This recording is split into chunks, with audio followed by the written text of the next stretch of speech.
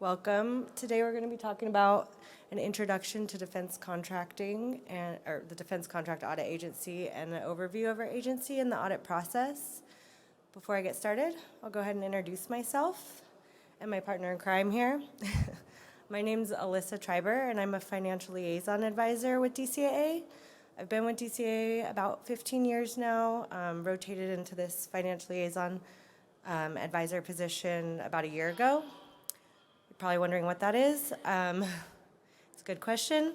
I basically am an interface between the Navy commands that I support and our audit teams to help ensure that our commands are getting the right audit services, advisory services, providing technical advice, and giving presentations similar to this one. And then I have Christy Fuzak here with me, and she's a supervisory auditor with our GDRT CAD, the NASCO sub-office. So she'll be helping me present today.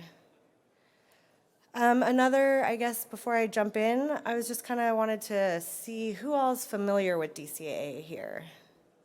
Okay, so you guys know about us.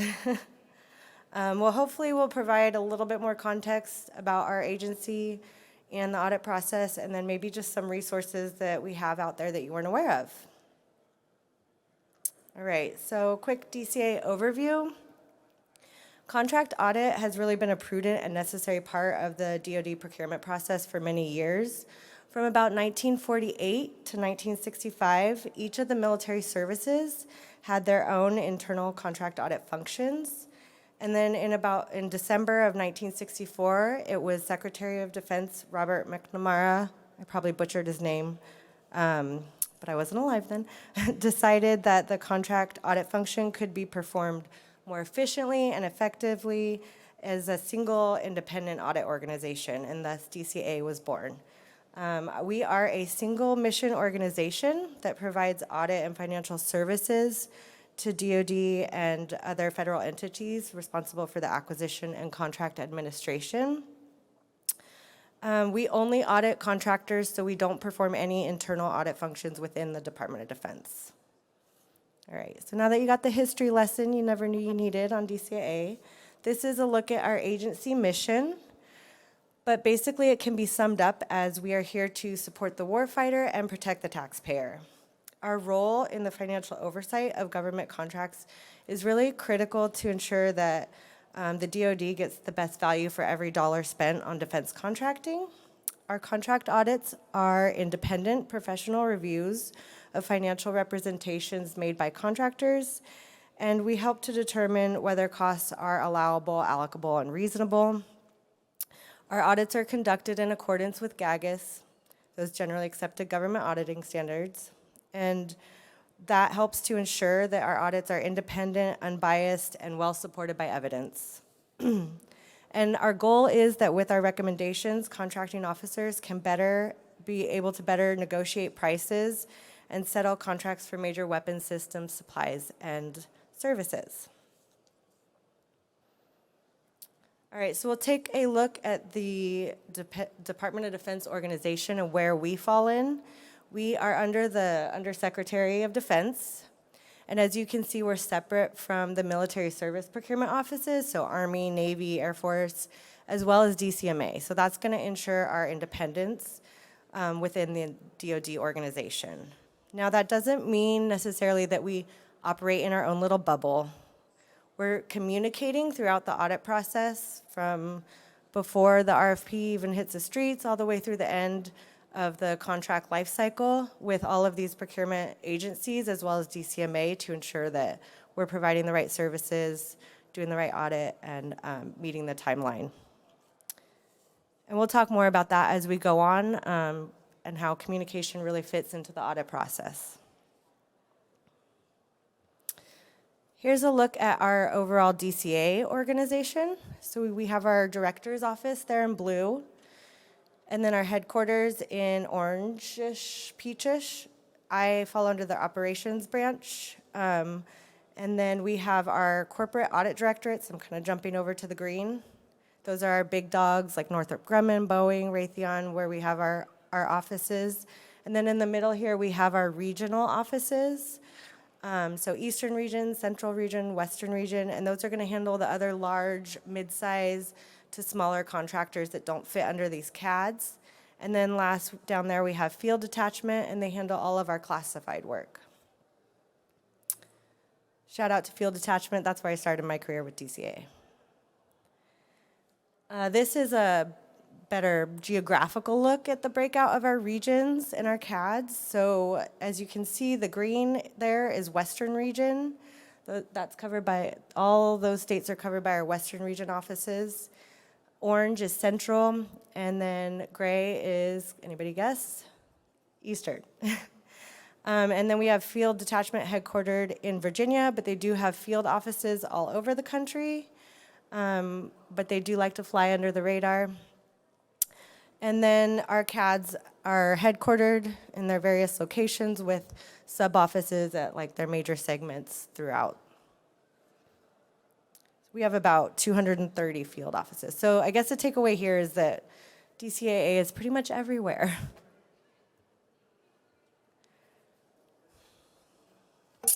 Okay. Here's a look at some fiscal year 2023 statistics, because us auditors like our numbers. We examined about $269 billion. We saved about $3.5 billion in net savings.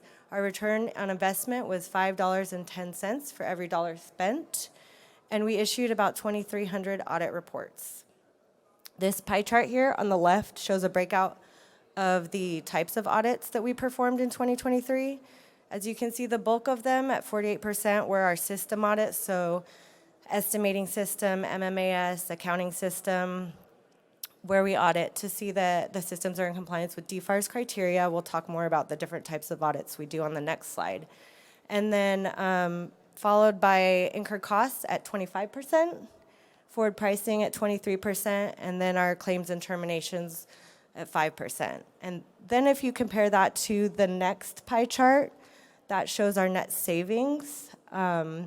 You can see the bulk of the savings is in forward pricing. So our agency's, working to promote those audits, and that's where we see the best bang for our buck.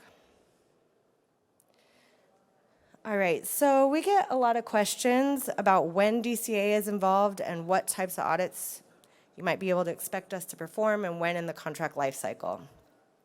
So we kind of laid it out here. That's not to say that we're going to do every single one of these audits at the point that you see them in the life cycle.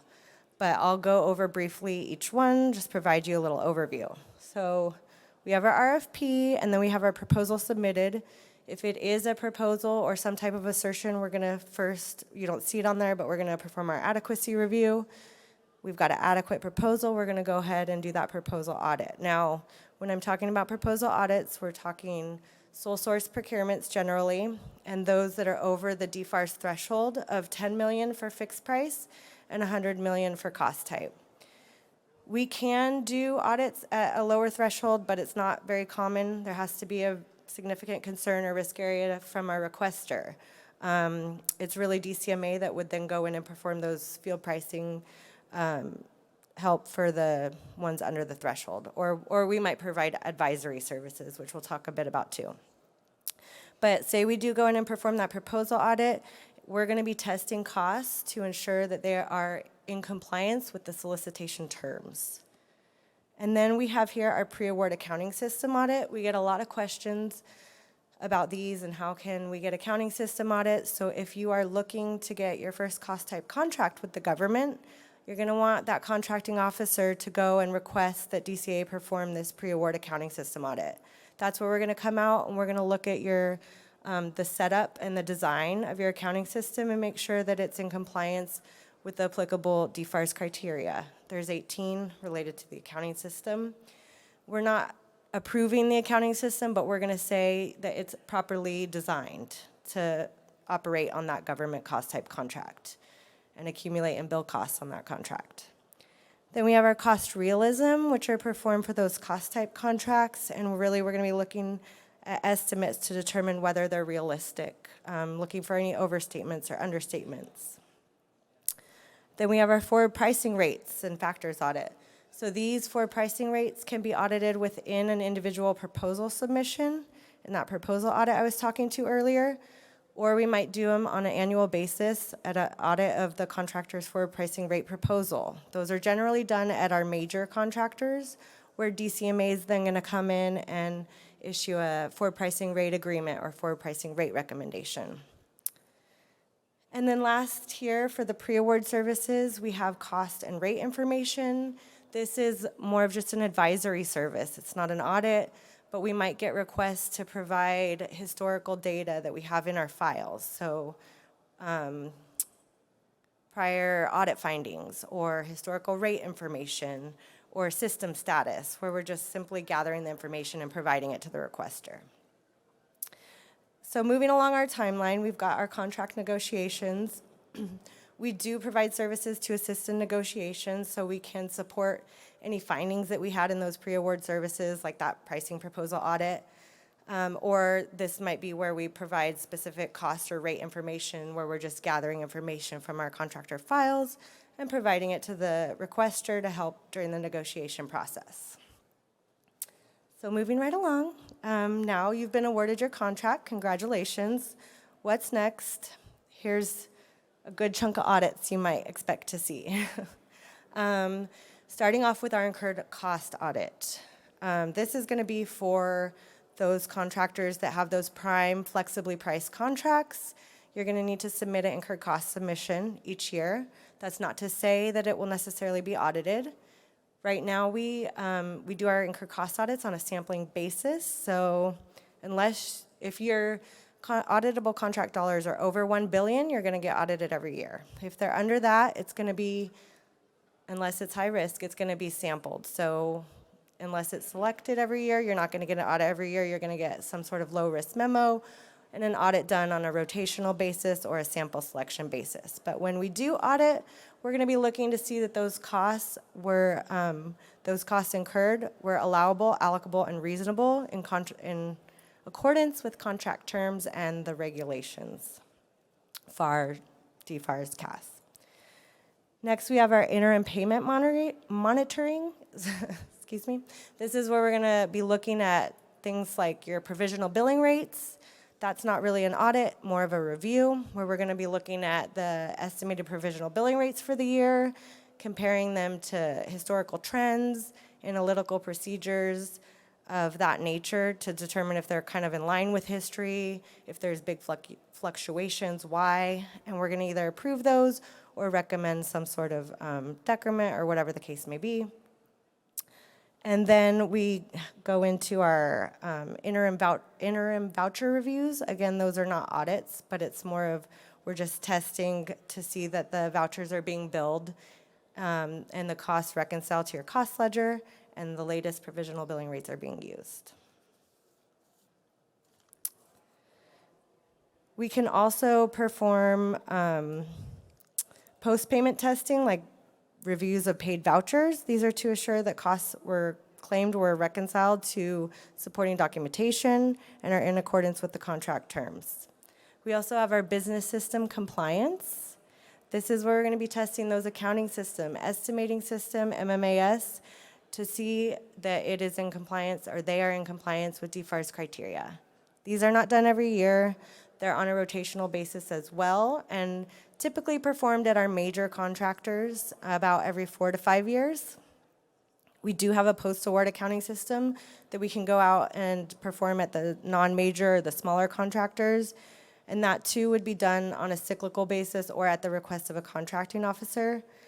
And we'll test those accounting systems to the DFARS criteria, make sure that they are operating and producing data that is reliable for government contracting. We also have our reviews of progress payments that we can perform on fixed price contracts to verify that claimed amounts are supported by contractor accounting records and based on accurate estimates to complete. Next on the list are CAS compliance audits. So these are where we would review the contractor's cost accounting practices for measuring, assigning, and allocating costs for compliance with the cost accounting standards if applicable, if you're fully CAS covered. And then we jump into our real-time testing, real-time labor and material testing. So real-time labor testing is going to be where we're testing the timekeeping systems. We're going out there, we're interviewing employees to see if they actually exist and that they're working to in accordance with the scope of work of the contract and are properly charging the contract. These results are going to roll up into the incurred cost audit.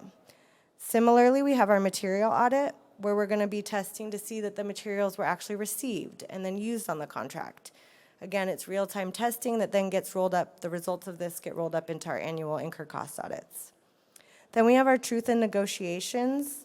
This is where we're going to see that everything that the contractor provided, that cost or pricing data provided during negotiations, was current, accurate, and complete. Basically, did the government and the contractor have an even playing field going into those negotiations? And then last, here we have our equitable adjustment and claim audits that we can help with. And that's about the gist for the contract performance. So then your contract is now physically complete. You're done with DCAA, right? Almost. We have a few assignments and audits that we can perform after physical completion. Termination audits, that would be specific to if a contract was terminated for whatever reason, we can go in and audit that termination proposal. And then we have here final vouchers. These are more advisory services now because the idea is we're caught up on incurred cost audits. Really all of the information that the closeout teams at DCMA or the commands are going to need to close out those contracts, all that information should be in Schedule I of the incurred cost submission now. But if it's not always a perfect world, so if they need DCA's help, we can go in and help. It's usually done as an advisory service and not an audit. I know I ran through those really quickly, and that's a lot of audits out there. So this next slide, we're going to talk about some resources that we have on our public website. This is just a screenshot of our beautiful public website. If you go to customers, drop-down is where you're going to find most of the relevant information. So there's two areas we're going to talk about, guidance and then checklists and tools. And we'll talk about those next. If anybody has any questions along the way, please feel free to jump in and stop me. I think if you go up and use this microphone so everybody can hear. So this is, these are the resources I was just speaking to. DCA.mil is our public website. I know it's really hard to remember, but and then guidance is going to be that first drop down under the customers, and under the guidance you'll be able to find information on the audit process overview. So we have an information for contractors manual where you'll find detailed information about all those audits that I just rambled on about. So if you want to go back and refer to that, find any more detailed information, it's all there in our information for contractors manual. Next we have our directory of audit programs. So this is all the audit programs that we have that we perform our audits with. It's going to have all the audit steps. If you know you have an incurred cost audit coming up, you can go there and you can look at all the steps that we would typically perform. Now, I'll caveat it by saying that when we do our audits, we tailor our audit procedures depending on the type of work, the contracts, the contractor. But you'll get the gist of the audit steps that we're going to need to be doing throughout our audit process, and it'll give you that baseline understanding going into the audit. And then we have our contract audit manual. That's got our guidance, our internal guidance for when we go through and we do our audits. We're going to refer back to that a lot for guidance. It is also great if you're having trouble falling asleep at night. Just start reading, and after 5 pages, it'll do the trick. Next is our selected area of cost guidebook. So those are the FAR 31205 cost principles. Get to know your allowable and unallowable costs. And then we have our links to acquisition regulations. So FAR, DFARS, CAS, you can find links in here. And that pretty much sums up that guidance drop-down. Next is the checklists and tools. So under this one, you'll find information about cost of money rates. So you'll have links to the latest interest rates needed to calculate your cost of money rates. We have templates for the incurred costs model, blank templates for you to just pop in your data, your costs. And then we also have one that's an example that's pre-filled out, and that's really helpful too, if you want to see an example and walk through it. We have a link to our contractor submission portal where you can submit your incurred costs electronically, safely and securely to the government. And then we have our adequacy checklist. So any contractor assertion that we're going to go in and audit, we're going to first do an adequacy checklist to make sure that it meets the general criteria that we're going to be auditing to. It has like the necessary sections for us to audit. So those pre-award accounting system, contract price proposals for pricing rate proposals, incurred cost submissions, all of those we complete an adequacy checklist before we jump into our audit. And those checklists are going to be on here, and it's a great resource if you are expecting one of these audits. If as you prepare your submission, you go through that checklist yourself, or after you prepare the submission, go through that checklist yourself and make sure that you can check off each item, because if we then do come in and do an audit and we're reviewing it for adequacy and we come to you and we're like, I think we're going to return this as inadequate because we couldn't find item 10. And you're like, well, hey, Mr. Auditor, it's right here on page 13 of the cost volume. And then we're like, whoops. So it's a great tool. And then lastly, we have our frequently asked questions for contracting officers, contractors, and COVID-19, because that is still a thing. One more resource or area of resources that I just kind of want to touch on that's on our website. We have a small business page. Excuse me. There's lots of good resources on here for small businesses. We have small business presentations, which touch upon all of those audits that I just talked to earlier, but the ones that are more specifically related or that we see more commonly done at small businesses, we have a presentation on each of those audits. We have frequently asked questions. And then we have links and dates of small business seminars and webinars. And then we also have a link to this Summer Small Business Pricing Series podcast. This is put on by the DAU, and it's got great and relevant information for small businesses on any training topics and subcontracting and several pricing topics. So it's a great resource too, if you want to check it out. And that's at dca.mil, small business, and then small business resources. All right, so now that we've talked about DCAA in a good amount, we'll talk about a little bit of an overview of our audit process. So what to expect and the various touch points of communication that we're gonna be reaching out for.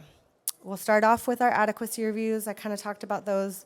We'll briefly go over them again. And then communication, entrance conferences, walkthroughs, notification letters, interim discussions, and exit conferences. Then we're going to talk about what to expect from a site visit, and then requests for information, that whole process.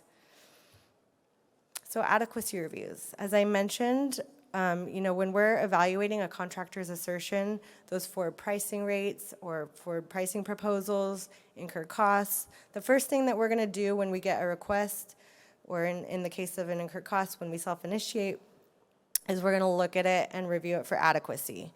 Make sure that we can actually go in and audit it. It's got all the parts there that we need to do that audit.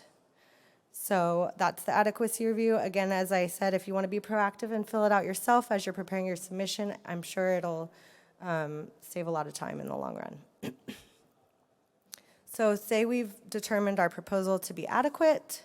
The next step is we're setting up our assignment, we're beginning our audit, and we're going to kick it off with an entrance conference. Excuse me. At the entrance conference, we're going to have the audit team there, designated contractor representatives, and if it's a requested audit, oftentimes the requesters will attend. They're always invited, contracting officers. And the purpose of the entrance conference is we're going to explain the audit, the overall plan, the timeline, and then we're going to talk about any books and records or other data that we're going to be requesting in general throughout the audit. We're also going to want to talk about any arrangements that need to be made for workspace if the auditor is going to be working there for a few days at a time, or or floor checking, so interviewing those employees. They might want a space to sit and organize their work. And then we're going to want the contractor to designate their primary and alternate officials with who the auditor should be reaching out to, so they're not just willy-nilly contacting everybody in the whole office. And then lastly, we're going to talk about just other pertinent information, organizational structure. If it's a proposal, we want to talk about the product or service being procured. Any policies and procedures that are related to the cost elements we'll be auditing. We want to gain an understanding for those internal controls that you have in place. And then any corrective actions taken to prior audit findings, if we do have history there. Relevant and other internal or external audit results that might be relevant or have a nexus to the subject matter that we're auditing. And then lastly, we're going to ask about any known or suspected fraud related to the audit subject matter. And so the next step in the audit process after our entrance conference is going to be the walkthrough, and Christy's going to take it away now.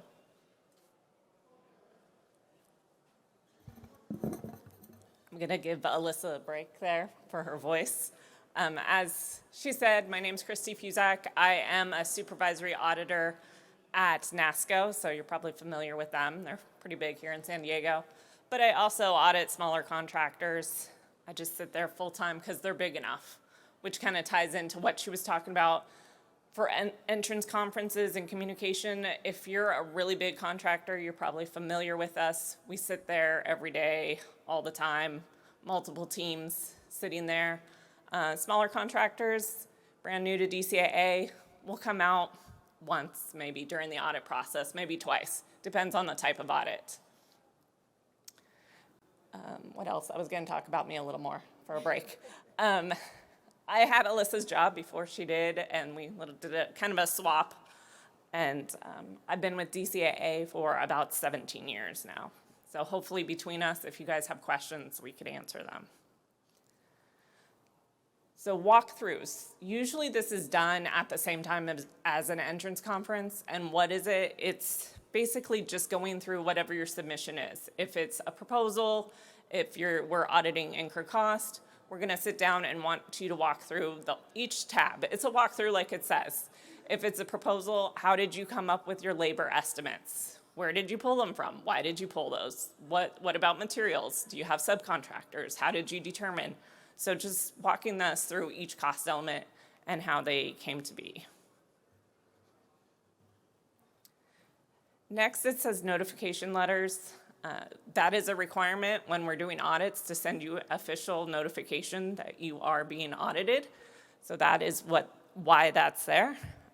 Basically, all this information you'll know before you even get the letter, because we've talked to you already. So it'll be what audit we're doing, what assignment number we set up, what the objective is. If it's a proposal audit, that's our objective, is to audit that proposal. And the criteria, is it compliant with FAR 15 as a proposal example? Management responsibility and auditor's responsibility, those are pretty standard pro forma language that are in all of our notification letters and in all of our reports. Just saying it's the contractor's responsibility, that there's no fraud, that you put it together and it's current and accurate and complete, correct information. Auditor's responsibility is that we're verifying the information, and it is also not our responsibility to detect fraud. We are not fraud auditors. We're just making sure you followed the rules. That's all we're doing. And the what to expect and when, also we'll have talked to you about this during the entrance conference. It's, hey, we're planning on meeting. Maybe we need some space, like Alyssa said. How often we might come out and visit, and what we're testing. Site visit, again, that goes hand in hand with all these other things we're doing. It just means we're coming out to say hi. As I said, I'm at a big contractor. I'm there every day. I say hi every day. Smaller contractors, we come out once. Right now, I'm also auditing a segment of Collins Aerospace, another big company. They have some subcontracts that I'm helping with, and we flew out to Illinois it's very uncommon that they'd send San Diego people out there. Usually it's regional, like Alyssa said. But again, I'm only going to fly out there once, one site visit, go and talk to them, just get the information, do our entrance at that time, get a walkthrough at that time, collect some supporting data at that time.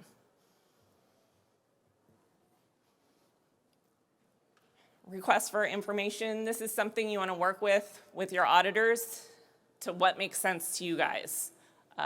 Often this is just how we request information from you. Are we going to just send you an email to your point of contact saying, hey, can we have an employee roster? Maybe you guys would find it helpful if we numbered our RFIs. If we want to send up, hey, every time you send a RFI, please send us a DoD safe drop so we could send information that way because you don't want to send it over email. Just let us know. We're completely flexible with how we get that information. Usually we'd request information responses within a couple days. If you can't make that, talk to us. Say, oh, that's a huge request. We're going to need some more time. Or we're doing month-end closing right now. Can you give us a few more days? Just let us know what's going on. We're pretty flexible. We just appreciate when you communicate with us so we know our emails don't get lost, as they sometimes do. And maybe if we're sitting on site, if you just want to walk a piece of paper over to us, that works as well. I know I've looked at some stuff at contractors that's extremely sensitive. Maybe it has to do with legal fees, and you don't want to let that go anywhere. We'll come over and just sit down and look at the information with you, rather than sending a copy. Next slide is interim discussions. These are basically any discussions happening throughout the audit. One of the big things that we'll talk to you about, especially if we're doing incur cost, which is historic actual information, we're gonna say, this is what you proposed in your incur cost. This is the support you gave us. Why don't the numbers match? We will tell you as soon as we find out that information, because everybody should be on the page, same page for incur cost. Should be black and white. We might have variances in how we look at regulations, but the supporting information should match. Things that you may not get as much communication on is forward pricing, because that involves estimates. So you get estimates, we look at estimates differently. Maybe we're looking at different escalation rates that we're using. We may not share that information with you. That, a lot of the time, is up to the requester, how much information they want us to share with you guys. But as it says in the last bullet there, we'll tell you any factual matters. We'll share everything that's just black and white facts that we found. And that ties into our exit conference. Again, this is something that is required at the end of every audit, that we let you know we're done, so you know we're done. And as I'll get into the next slide here, we will have an exit conference. Much like the entrance, we'll invite the person who requested the audit. We'll tell you about it even if there's no findings, especially for incur cost. If there's no findings, well, hey, there's no findings, it's all good. The gray area, again, is forward pricing. I've worked with requesters that have said, talk about factual information, but please don't tell them if it looked all good or if you found anything, because they might have different opinions. DCAA may have found something, and say DCMA is gonna request something and they found something different, or they're okay with something that DCAA had a question about. So that's why it's a gray area, and we don't talk assumptions or estimates.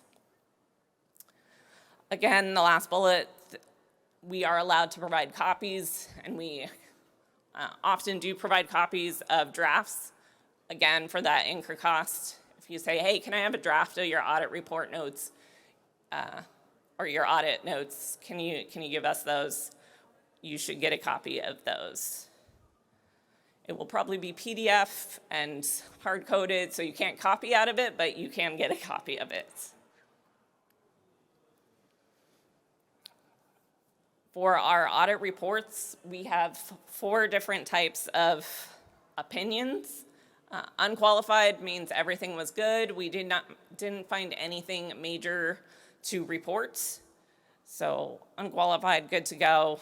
We might have found some small issues that we'll tell the requester as other matters, but in our opinion, you could negotiate directly how it is. Qualified opinion, that's probably the most common, because there's always something that's a little off. And that's just, hey, we found something, it didn't match, we questioned some cost or amounts.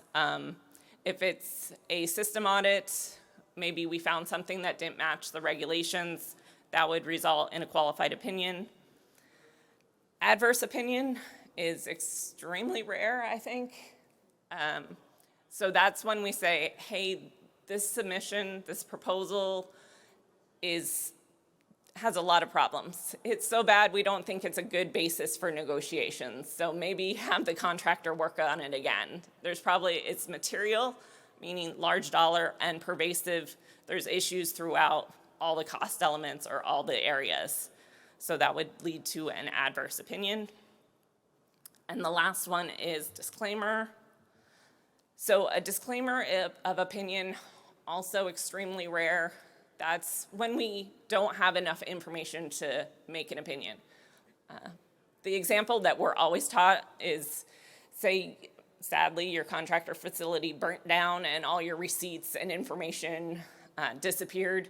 There's nothing for us to validate against, so we can't complete our audit. So we need to disclaim an opinion on it.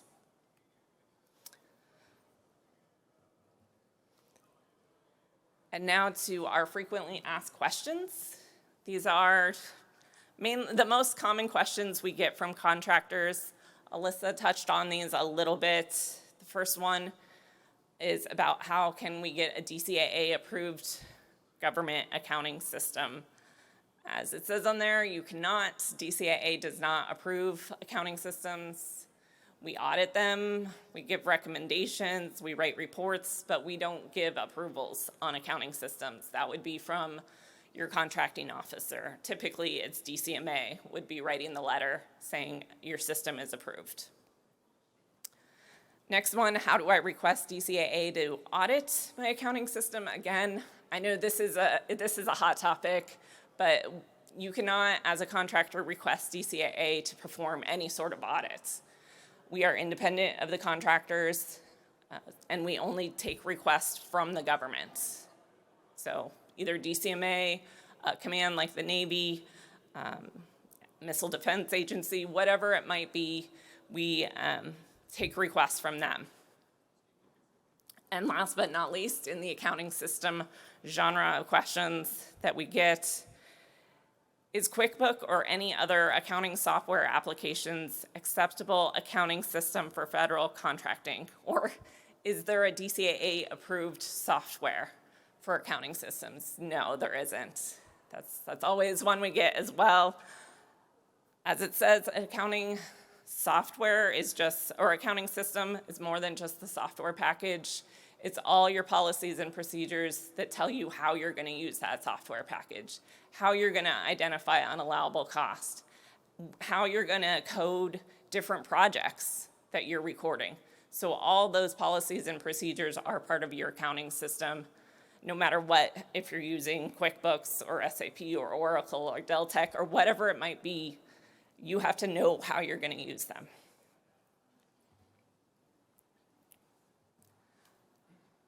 Next one is our DCAA customer satisfaction survey. So this is typically for our customers, and our customers are the government. So if any of you guys are government folks and want to give some feedback, there is a survey link on there. If you're contractors and want to sneak in and give some feedback, I'm sure they will take it as well. There's just no drop downs for you in the drop down section. And with that it pretty much wraps up our presentation itself. We have Caitlin's information on here. She is our small business point of contact, and a lot of contact information, there's information on our website. If you guys want to reach out either to her, or there's a small business link in there that will get to her as well. Again, if you have random questions that you're not sure about, if you want her to come and give a specific type of presentation, she does that, or has us do it. So that's her information. Do you guys have any questions for us? Yeah, can you use the, yeah. Hi. You mentioned for the price of reasonableness, you would ask us about contractors, how do you get your data? And we would tell you, what are some good answers and what are some not so good answers? And I don't mean to play the game, but I mean, what are you looking for there and what's healthy, what's not so healthy? So what we're looking for is typically if it's labor hours, if that's where your basis of estimate was, we're going to ask you to, hey, it was labor hour history. This is the time period I used. I'm able to recreate that information for you from our system. If it was materials, did you get quotes? Here's the quotes that I used. If it's historic purchase orders, these are the purchase orders. So it could be whatever you think is reasonable. It's just providing that supporting information. You're not on. I guess just to add to that, just make sure that you have some sort of explanation as to how you came up with your estimate or, your costs, because you likely have a lot of data to back that up. So there's not one cut and dry way, but definitely just be able to provide that backup and that explanation. And if we get to the same conclusion, it should be reasonable.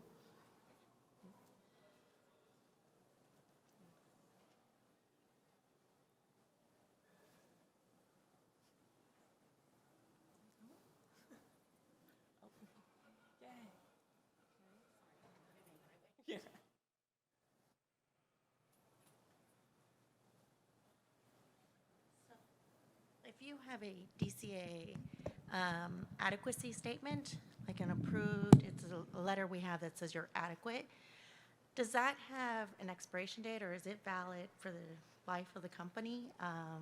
Example, ours is dated 2015. For the accounting system? Yeah.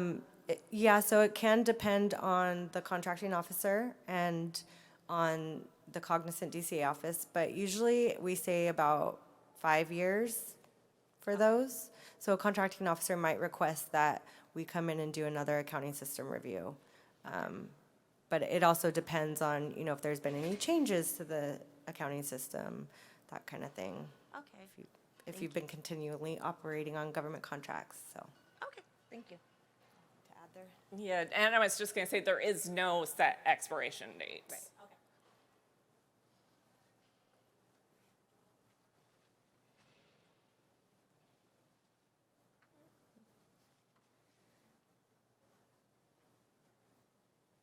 Okay. Well, I guess that's it. We'll be here for a couple minutes if you don't want to ask a question live. But thanks everybody for coming. And we do have lots of resources. I can't promote that enough. We've worked a lot on our website and it's really improved and has a lot of useful information on there. So go and check it out. Thanks.